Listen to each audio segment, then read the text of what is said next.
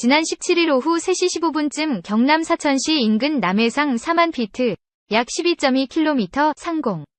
우리 기술로 만든 4.5세대 전투기 KF-21 보라매가 푸른 하늘을 갈랐습니다. 지상에 있는 임무통제실에서는 모두가 숨을 죽이고 화면을 바라보고 있었습니다. 마악, 음속 M 0.98, 0.99, M 1.00을 뛰어넘는 순간 통제실에서는 소리 없는 함성이 터졌습니다. KF-21 이 음속을 사상 처음으로 돌파하면서 우리 기술로 만든 최초의 초음속 전투기 호칭을 공식적으로 쓸 수 있게 됐으니까요. 대한민국이 세계 8번째로 초음속 전투기 개발에 성공한 순간이었습니다. 우리 기술로 개발한 초음속 전투기 KF-21이 17일 초음속 비행에 최초 성공했다. 사진은 조종사 HUD 헤드업 디스플레이에서 포착된 마하 1.05 돌파 순간 노란 상자 한. 방위사업청 제공. 대한민국 최대 프로젝트 보라매 날개를 펴라. 김대중 전 대통령은 2001년 8월 2015년까지 국산 전투기를 개발하겠다고 선포했습니다. 우리 기술로, 우리 손으로 만든 KF-21 사업이 사실상 시작된 시점입니다. 군은 2002년 11월 장기 신규 소유를 결정했고 2010년 4월 사업 추진 기본 전략 심의 및 의결에서 국내 연구 개발을 추진하기로 결정했습니다. 방위사업청은 2015년 12월 한국항공우주산업 KAI 과 본계약을 체결하고 이듬해 1월 체계 개발에 착수했습니다. 지난해 4월 말 처음으로 엔진 시동을 걸었습니다. 7월 6일에는 경남 사천시 KAI 공장에서 지상활주, 램프 택싱 하는 모습을 기자단에 공개했습니다. 이후 7월 19일에는 CJ1호 기가 공군 제3훈련비행단 활주로에서 첫 비행에 성공했죠. 방사청은 이번 최초 비행을 통해 한국형 전투기 개발은 비행시험 단계에 돌입하게 되었고 2000여 회에 달하는 비행시험을 통해 비행 영역을 확장하고 각종 성능 확인 및 공대공 무장 적합성 등을 확인하면 2026년 체계 개발이 종료될 예정이라고 밝혔습니다. 그리고 첫 비행 채 6개월도 되지 않은 시점에 초음속 비행까지 성공한 것입니다. 초음속은 항공 선진국 대열 입장권, KF-21 이 약장. 방사청은 KF-21 이 초음속 비행에 성공하자 음속 돌파 비행을 통해 KF-21 이 음속 영역에서 기체의 구조적 안정성을 보유하고 있음이 확인됐다고 밝혔습니다.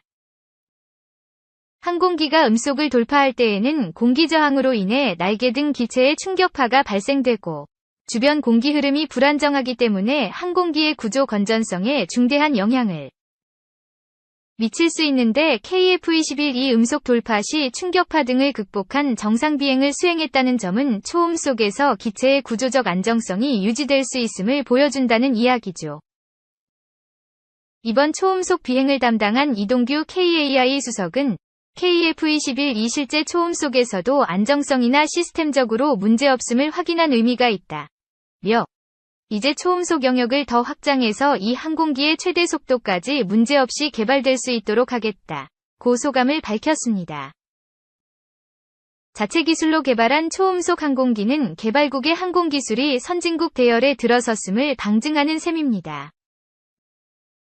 미국 CNN 방송은 1호 시제기가 출고된 2021년 4월 한국은 자체 개발한 초음속 전투기를 출시해 군사항공 거인의 독점적 클럽에 합류하고 최고의 수출 동력 및 일자리 창출을 희망하는 52억 달러 규모 프로그램의 발판을 마련했다고 평가하기도 했습니다. KF-21 보라매 재원. 그래픽는 송정근 기자. 배 전역 타격할 수 있는 창 갖추고 높이 나는 보라매. 주변국과의 전쟁이 발생했을 때 KF-21의 가치는 더 큽니다. KF-21은 레이더에 잘 띄지 않는 저피탐 형상 설계를 적용했습니다. 조종사를 감싸고 있는 캐노피, 주날개와 보조날개에는 전파의 반사를 막아서 레이더 반사 면적, RSC을 크게 감소시키는 레이더 흡수 물질, 램을 적용한 점이 대표적입니다.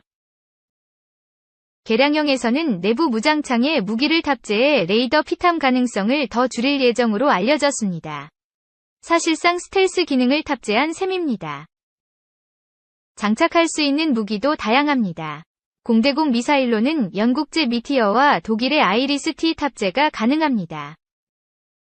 미국제 AIM-120 암람과 AIM-9 사이드와인더 역시 사용이 가능하죠. 방사청은 지난해 12월 12일 2028년까지 약 1,900억 원을 들여 KF-21 전투기에 탑재할 장거리 공대지 미사일 체계 개발에 착수한다고 밝혔습니다. 우리 군은 현재 미국산 전투기 F-15K의 독일과 스웨덴이 공동 개발한 KEPD-350 타우러스 미사일을 장거리 공대지 전력으로 사용하고 있습니다.